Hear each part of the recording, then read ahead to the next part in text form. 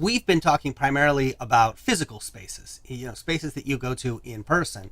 But now with the rise of the internet, we have the ability to create digital spaces. And in some cases, people are coming together in real time, for example, through virtual events or maybe Zoom calls or things like that. Can these digital spaces be used as temples?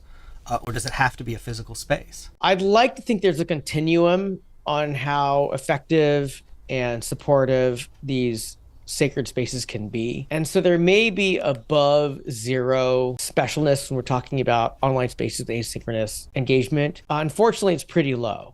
And whenever I say this, somebody gets mad because they want to give me, quite frankly, an outlier example about how it was really important to them, which is to say, yes, there are examples, but in the bell curve of experience, they're not very strong. In fact, my co-author Carrie and I say that if people aren't there together, if there's not a beginning and an end of experience, it's not really a gathering. If I can log on later and watch the video, or I can catch up by reading it, then it's not really a shared experience. It's something, it's a document, right? But it's not a shared experience. So I will say, while there are exceptions, and there are exceptions, on balance, asynchronous experiences, for the purposes of what we're talking about, don't really count. They're not really that effective.